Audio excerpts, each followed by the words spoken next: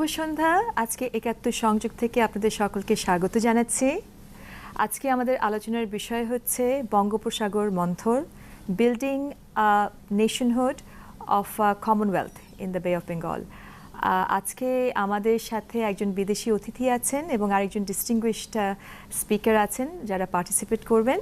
So আমি প্রথমে introduce করতে চাচ্ছি আমার ডান দিকে যিনি আছেন, Dr. C. Raja Mohan. He is one of India's foremost strategic thinkers and author, এবং উনি লেখেন বিভিন্ন স্ট্র্যাটেজিক ম্যাগাজিনে এবং হিন্দু টাইমসে উনি লেখেন।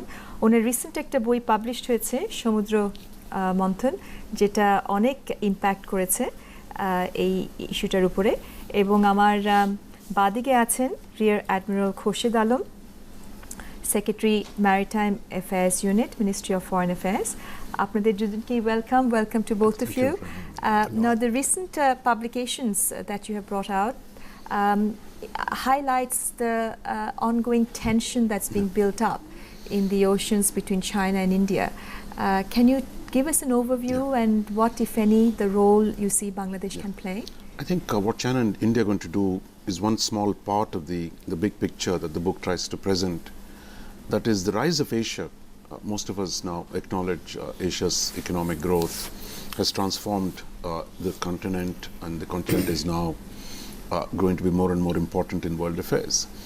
What this book is saying mainly is that as Asia rises, its impact on the oceans and seas is going to be tremendous.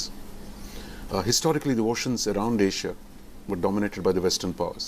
Right. From the time Vasco da Gama came, we've had 500 years of Western domination. Yes.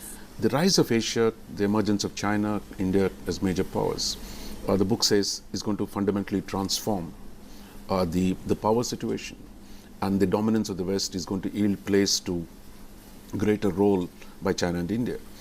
I think one way, as these two major economies turn to the seas, because both China and India were historically land powers. Absolutely. So they were always focused on threats from land.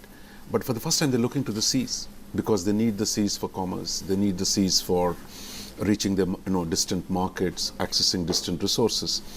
So as they both look to the sea, there is a possibility that, look, they can cooperate, they can compete.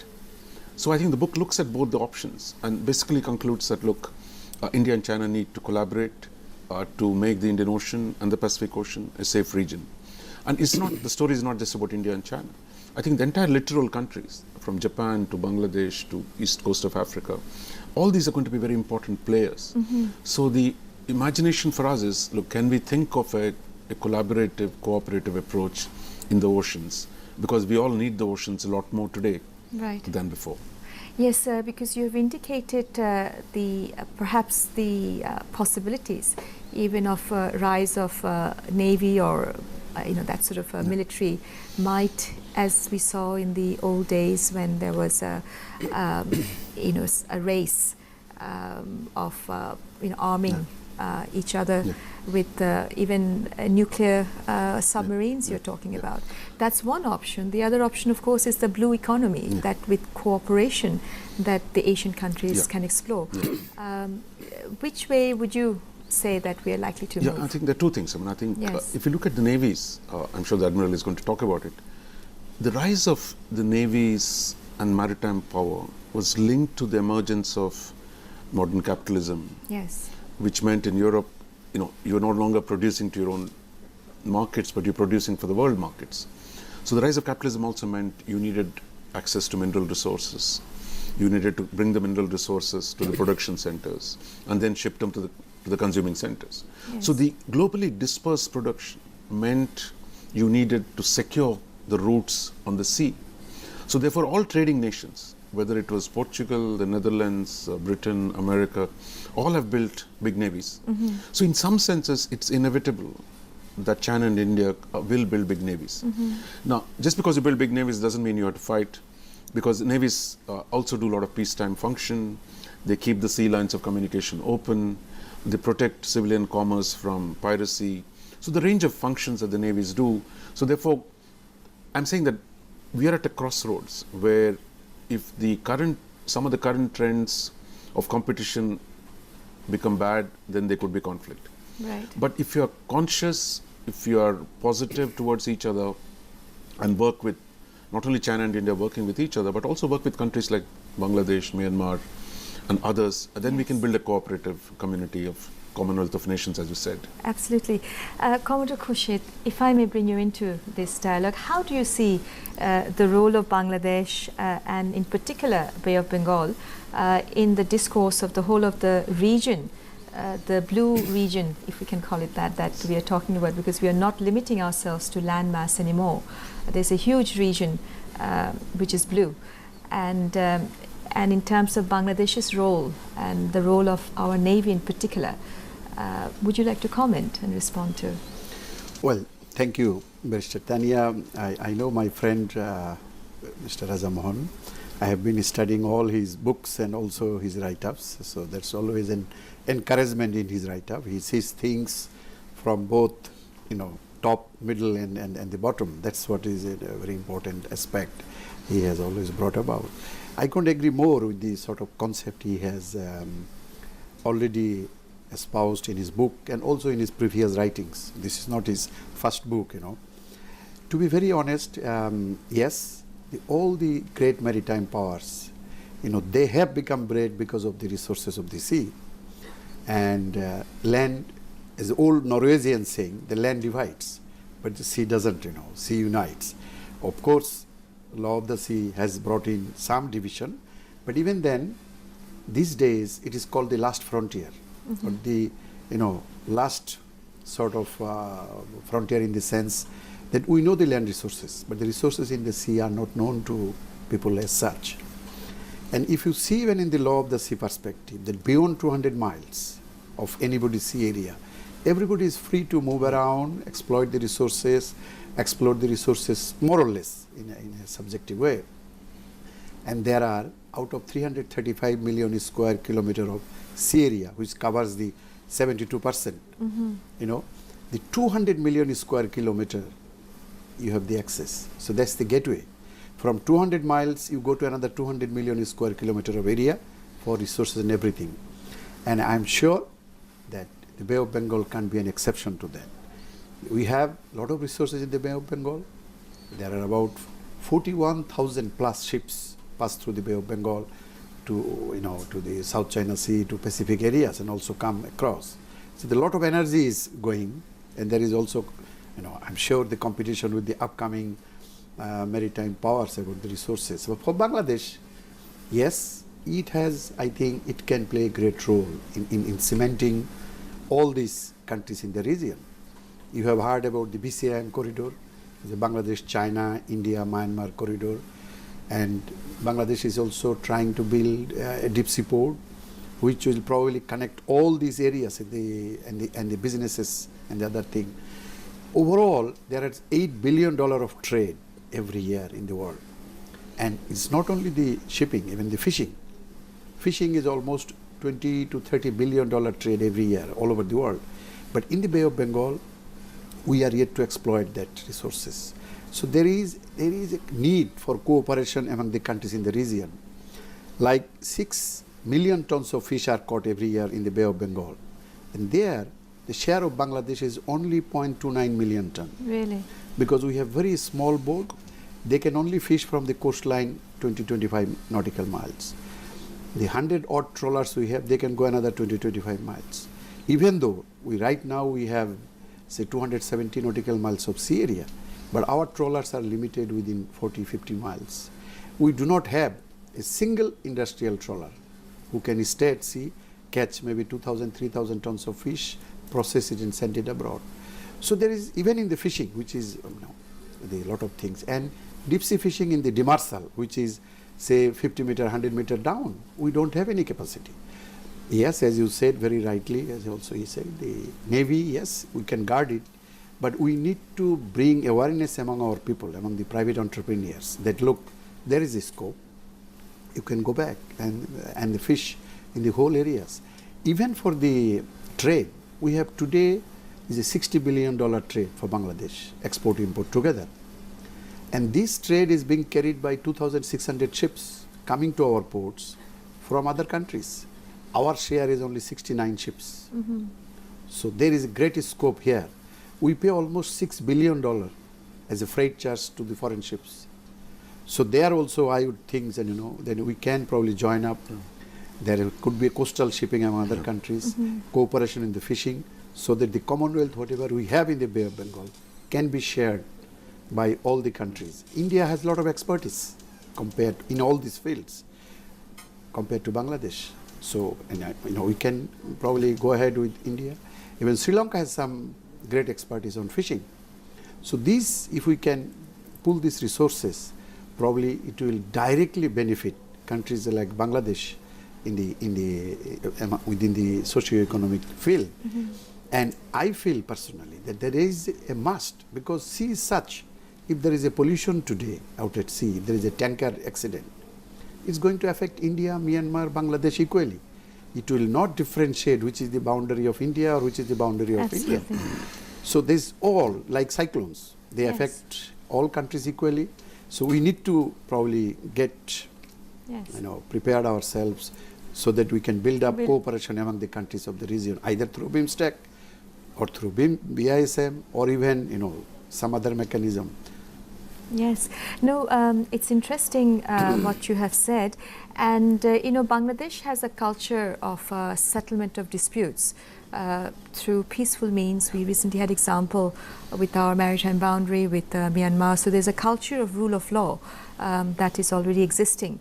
So from that perspective, and given what Commodore Khorshed said, that if we can serve the interest of both India as well as China, a deep sea port that you have talked about, do you think Bangladesh can play a positive role in alleviating the kind of tension that you indicate is spurring between India and China? Absolutely, and I think Bangladesh set a great example of seeking international arbitration to resolve its disputes with Myanmar and India, because the Bangladesh's example comes at a time when you have China and Japan, they're fighting over islands. Actually, they're not even islands, they're actually rocks. Yes. Here you think the two big economies of the world, the number 2 economy and number 3 economy, fighting over small specks of islands. Then you have a fight between China and the Southeast Asian nations in South China Sea. So the atmosphere in the Pacific Ocean has been terribly vitiated. Yes. Well, Bangladesh, I think, example that you set in the Bay of Bengal, I think opens the door for a more creative ways of thinking for regional cooperation. So I think once your legal disputes on territorial sovereignty gets resolved, then I think the next step is how do we work together? Absolutely. Can we create institutional mechanisms for regional cooperation, whether it's from fishing to environment to a whole range of things. But on deep sea ports, I think, look, as we grow, as we trade with the world, we need more and more ports. Yes. There are already more than one port under construction. You talked about Sonadia deep sea port. Bangladesh is interested in. India is building a small port in a place called Sitwe on the Kaladan River. Just south of it, the Chinese are building a big port called, Chakpyu in the island. Yes. So I think, and then the Burmese are also looking at another port at a place called Dawei, which will connect, Bay of Bengal to the Gulf of, to the South China Sea.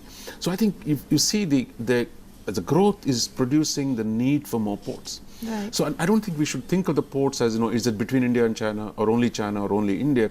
Because, there's no It doesn't have to be either or. Yeah, it doesn't have to be either or. Yes, and so everybody can use a good port. Yes. So on that note, Dr. Rajamohan, we must take a little break and we'll come back and develop the dialogue we're having on the issue of having ports, deep sea ports here in Bangladesh.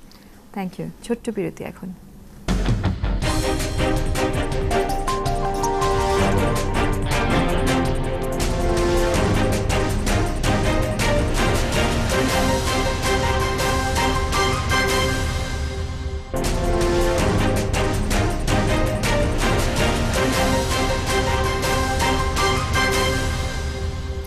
আমরা বিরতির পরে ফিরে এলাম আমাদের সাথেই থাকুন একাত্তর সংযোগে before the break we were just talking about the possibility of deep sea ports in Bangladesh.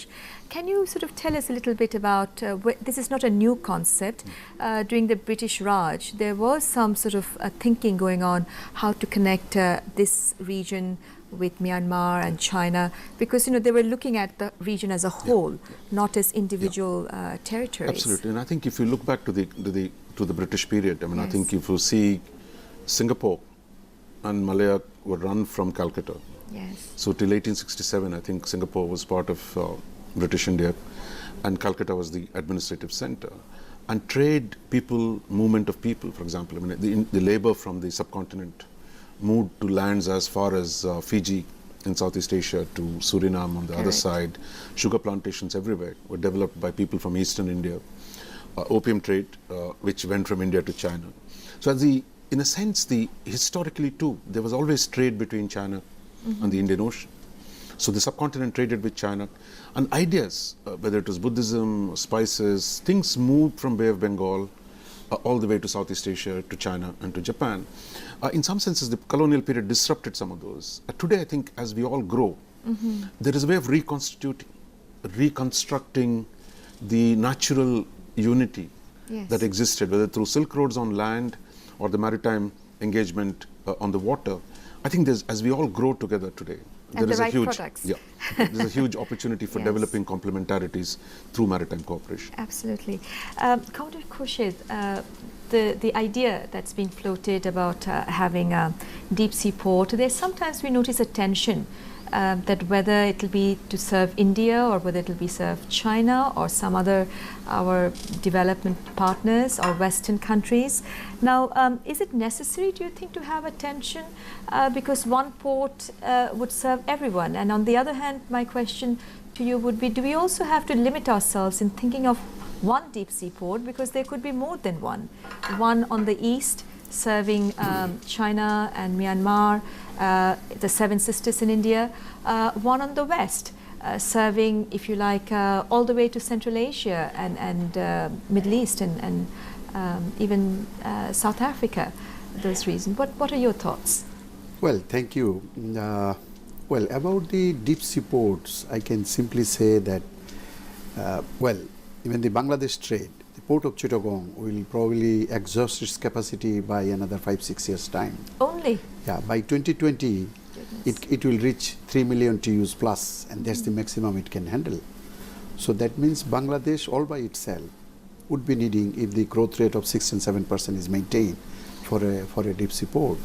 Of course, the regional countries are there. Well, people are trying to make politics here, but there is no politics. This is simple economics, that you can have any number of ports, because as the trade is growing, you need new ports for better management and for getting bigger ships. Like in Chittagong port, only you can have 900 TEUs ships coming. That's a very small size ship. Today, the world is operating 18,000 TEUs ship. More than 900 it cannot come. So you can see our limitation already. So if we continue to hammer on 900 tons, probably there will be not ships, of that small size in 5-6 years' time, because it is already 18,000 TEUs, motherships are flying. So having said that, let me also add to the peaceful settlement of disputes. I can very well say this, that, the Honorable Prime Minister Sheikh Hasina has really shown her very right commitment to the constitutional peaceful settlement and also the international multilateral forum for going to this. Let me add that the Bangladesh maritime delimitation case is the first case in Asia which has been settled by a tribunal or a court. One is already done, the another one is also very likely. So how Bangladesh gains? It gains because it's going to have a map in the Bay of Bengal. We didn't have a map. So without a map, you really can't plan, for even for the resources of living and non-living, and also for other items. So we are going to have a map, and that has been possible because of the strong vision by the Honorable Prime Minister. And having said that, also let me add that she has done this maintaining very good relation with both India as well as Myanmar. So that's the great achievement of the government of Bangladesh, that having the bilateral relationship intact, unlike other areas, as Raja Mohan has already mentioned, the other sea areas. So that's a great achievement for Bangladesh. And I do believe that not one port, there is also a third port, Paira, near Potokali. The government has taken steps to build that port, because both Mongla and Chittagong are the river ports. We really don't have something out in the sea. Seaport. So the Paira will also be a seaport. So there is definitely a requirement of this. We have not only the Seven Sisters. If this BCIM corridor is materialized, then the Kunming, that goods also would come in here. Nepal and Bhutan, at the moment they are using, of course, Calcutta, but then their trade will also grow. When it grows, the Calcutta port is already finding it difficult to maintain its navigability, everything, So there are strong requirement for alternative ports along here. India has almost 34, 35 ports all along its belt. Right. And Still some not of them enough, are yeah. really very big and Yeah. is not enough. So I think we must look into the perspective of economics, which will help the socio-economic development of the teeming millions of Bangladesh. Absolutely. Not, in the perspective of looking at always, India, we shouldn't do, China, this, So there are Whether we win-win, should- win-win solutions. It needs to be a We win-win should do win-win solution. situation. We should bring in all, and we should try. We should say not look east or west. We should look for Bangladesh, from Bangladesh perspective, whatever our interest is. And the region, as you say, win-win. Dr. Raja Mohan, in terms of the rule of law, international rule of law that our Honourable Prime Minister had set an example of settlement of peaceful disputes and so on. Do you think, given that backdrop, Bangladesh is now in a position of a regional example, if not an international example, to invite and play a leadership role to reduce the tension that is going on between China and India, and invite both China and India and other players in the region, offer our facilities here by having deep sea ports and act as a conduit for developing trade and commerce and people-to-people contact? I think Bangladesh is located in a very interesting situation. Yes. As I said, Bangladesh is the crossroads between India, Myanmar, India, China, and in fact, historically, the routes to Tibet went through Bengal through Sikkim to Tibet. So I think the location gives Bangladesh a very unique advantage. The geopolitics. Yeah. And second, I think the sense of, look, there are ways in which you can solve problems. Now, I think we are beginning to solve one problem. I think Bangladesh now, has a record of taking initiatives on regional cooperation. For example, on SARC was an initiative of Bangladesh. Now, Bangladesh is also going to host the BIMSTEC Secretariat. Yes. So I think it comes naturally, to Dhaka to take the lead and say, look, let's do more cooperation Bay of Bengal, and that you can take the initiative. Second, I think it's also important to extend the cooperation. So legal thing was one thing. But now, look, all this increased trade is good, but it's also going to create environmental problems. I'm so happy more and you more raised ships that, are going to come here. Because of underutilization, Bay of Bengal also tends to be pristine. Right. Now, some of that is going to be threatened. So can we create a mechanism between the three of us, essentially India, Bangladesh, Myanmar, and say, look, can we create a cooperative maritime authority of constant sharing of information, of preventing damage to coral reefs, of fisheries being sustained? Because today we don't fish, as the Commodore said, but actually the Koreans, the Chinese, everybody's coming and fishing here. The Japanese as well, yes. So I think, can we preserve some of these resources? Can we protect? And then finally, there is the security dimension as well. Absolutely. That India, Bangladesh and Myanmar can get together and talk about, look, is there a maritime domain awareness? We can think about maritime security cooperation. Three of us can also look at, because this region is prone to tsunamis and cyclones. So look, can our three navies work together to work on disaster relief, to work on humanitarian assistance? So I think the possibilities are limitless. It is, what has held us back is lack of ideas. And I think Bangladesh can take the lead in that domain. I'm very honored that today, for the first time in the region, I suppose, we are having a dialogue on the idea or the possibility of having a Bay of Bengal Commonwealth and nation building around that, rallying around that. And you have touched upon a very important issue of environment. And when we talk about security, it's no longer limited to the old concept of military security. It really is environmental security, human security. So from that perspective, given that, we, the tectonic plates and the Himalaya, pushing the tectonic plates, we are prone to tsunami and so on. And we also have the world's, the mangrove forest, world's largest mangrove forest. And tell me, we've got two experts here. They say if there's ever going to be a third world war, it's not going to be over oil and gas, but it's going to be over fresh water. So I understand that this Gangetic Delta, along with the Amazon Delta, we discharge world's 80% of sweet water. Now, how do we protect that? Because we know that civilization, humanity, there's alternative to everything, alternative energy and so on and so forth, but there's no alternative to H2O. There's no substitute for water. So when we talk about security, really water is life. এখন ছোট্ট একটি বিরতি।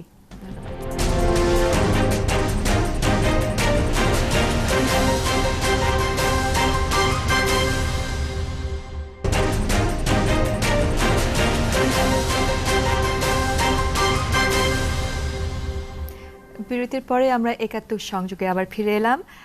বিরতির আগে Commodore Khorshed, we were talking about having some dreams, having some vision, and I've invited you to share your dream and your vision that can we think about a Commonwealth of Bay of Bengal where we can preserve our natural heritage, the spice culture heritage of the people around the region, developing trade and commerce, so people-to-people contact is increased. There's a multiplier effect. So it's a win-win solution, and in the process we reduce the military or a naval tension that may be building up between China and India, the two superpowers in the process of waking up, the two giants, as they say. What is your vision? Well, thank you. Well, time is probably short. As you know that 80% of the life originates from the ocean, and these days oceans are used as the carbon sink. And Bangladesh has an advantage about the climate change and everything because we do not pollute much. We do not produce enough CO2, not that extent. But the mangrove forest we have, both India and Bangladesh, whatever we have there, they are also is the best carbon sink. Because the roots of the mangrove forest, they actually absorb CO2. Absolutely. So that's an added advantage for us. So if we want to, actually really want to, lessen the impact of the climate change, then there is a need, as you said very rightly, that we build the mangrove forest. And it is very easy for Bangladesh because in 98 or 97, wherever we planted the trees, those have become islands. So that means it's not only reclaiming lands, we can also the mangrove forest. And of course for Bangladesh, reclaiming it would be a bonus, because we are a very demographically densely populated countries. So we can take some of the pressure there. The mangrove forest planting will allow us to reclaim land. It will create a green belt, save us from the cyclone and maybe even from the tsunamis. So in a lot of ways we can help. And right now even, we have 75 marine islands. A good number of it is still unpopulated. And we can look for rice, salinity, proven, rice variety. We can even go for cow or buffalo, sort of milk production. So there's a lot of scope there. Ecotourism? So, yes, exactly. And also coastal tourism we don't Absolutely. have. And the resources of the sea, other than the fish, we simply don't know in this country. India is much ahead. They are already from Kaveri Basin, exploiting the gas hydrate. You get the same methane gas which you are using for cooking and car industry in the seabed. You bring it up, you get the gas. But in Bangladesh, we are yet to even think on that line. So we need to actually shift our gear simply, or outlook, or as he said, the maritime domain awareness from the land towards the maritime areas. And if we can do that, and possibly with the navies coming in, we look after the interest of the security. In Bangladesh, there was at times, 50-60 cases of armed robbery used to happen in Chittagong port. But today it has been reduced to 3-4. So if we can continue to do that, look after the interest of our neighbors as far as the security is concerned, I can tell you there is a great scope for cooperation with the neighboring navies in terms of, climate change, in terms of sort of collision, then sort of tanker oil spill, disaster, in all And to respects. prevent that, to And have a yes. rule of law regime Yeah, where we exactly. can have a common denominator as to the standards that needs to be maintained and monitor them. Now, you said a very important, you flagged something very important. You said that within 5 years, the capacity of Chittagong port will be up to the optimum.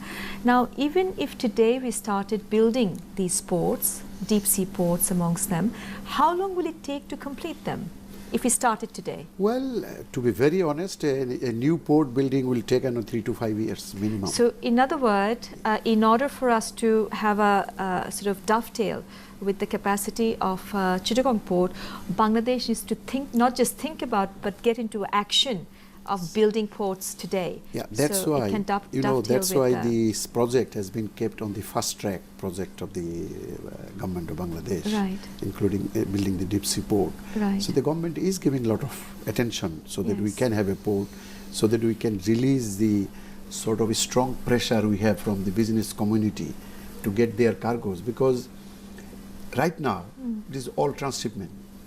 So 900 TEU ships, they are going to Singapore, bringing our cargo from there, or taking the cargo from here and to Singapore. And that's it. From there, mother vessels are taking our containers. You've also And mentioned, Commodore Khorshed, that it doesn't have to be one deep sea port. You've mentioned at least 3, if not more. So we shouldn't be thinking of one or the other, or if there's one port, at which point at the south of Bangladesh where it has to be located, wherever there's strategic points, would you recommend to have a port in each and every one of those strategic points?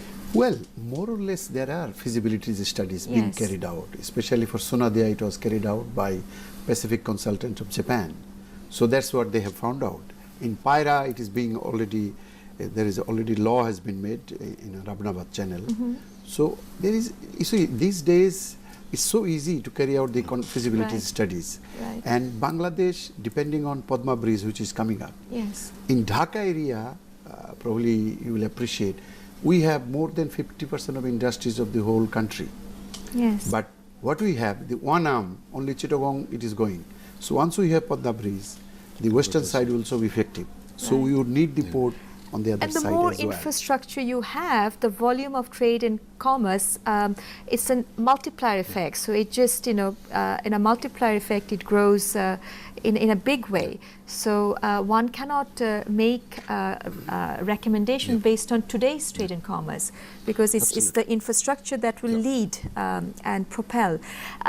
The idea of this Commonwealth of Bay of Bengal and nation building around this Commonwealth.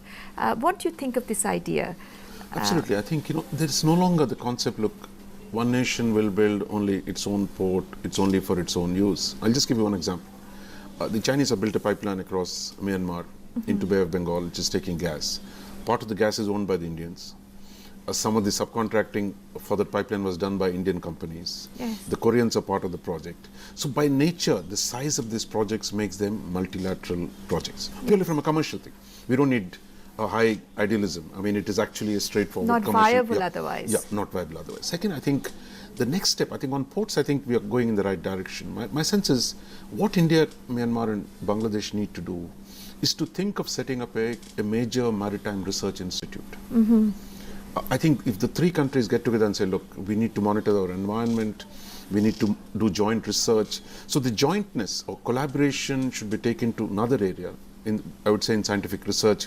Maybe Dhaka, somewhere in Bangladesh, you can build a world-class maritime research institute. 3 of us A can university is coming up, I Yeah. understand. So, there's like, yes. US, so many, these institutes, and India also doesn't have too many. Would you include China as well? No, look, once we build something, Yes. 3 of us, others can come and partner. The Americans can come, the Japanese will come, the Thais can come. Given the already the the relationship Yeah. between the initiative between Bangladesh, Myanmar, Yeah, once China, and 3 of us, India. see, the 3, luckily Right. we're only 3. Yes. Right? If you go to South China Sea, everybody's fighting everybody. Right. Here, just 3 of us. We have, so if 3 of us get together, you form the core around which you can build a larger international cooperation. I would also mention one more dream, which is like the 3 navies, the Indian Navy, the Bangladeshi Navy and the Myanmar Navy. Look, we can work together to make sure that, look, there is no poaching, there is no, illegal activity in this ocean. And protect the environment. Yeah, absolutely. So I think that's why navies are flexible instruments. So I think the important thing now is to move to the stage where you actually get agencies of the three governments working Yes. together to produce that common maritime agenda for Right. all of us. To do that, investment for all the three countries or the countries around the region, do you not think that investment in Navy needs to be bolstered, increased? Because investment most of the time is sort of up on the army usually in all our countries. Yeah. But now that we are sort of going into the blue economy, because navies will have to work 24/7, 365 days a year, whether there's a war or no war. So it's very sort of heavy duty. So in order to flourish this idea of a Bay of Bengal Commonwealth, do you see that Navy will have to be invested Absolutely, upon? and I think what's happening in Asia, and I think the Chinese are turning their attention to the Navy, Indians will have to do the same. So all of us who have maritime interests will have to build. But from a human security point of view, it doesn't have to be, it not has to sort be, of the armaments. capability must be Yes. created, and that capability must be deployed in a cooperative framework. And I think, and in the if rule of law culture. Yeah, absolutely. So, well, we are really running out of time. I'd like to thank you both. Thank you for having us. And particularly, I think from this program, you floated a wonderful idea, first time in the region, to really consider having a Bay of Bengal Commonwealth of nations. And Bangladesh, perhaps also both of you mentioned, can play a role in having a peaceful settlement of dispute, the rule of law, which our Honorable Prime Minister has already demonstrated. And if Bangladesh can provide facilities for both China and India, then some of the concerns you express in your book, Samudra Manthan, may be eased. So the cooperation could be from people to people, trade and commerce, and win-win. So, I'm honored that I had opportunity to have this discourse with both of you. আজকে এ পর্যন্তই শুভরাত্রি।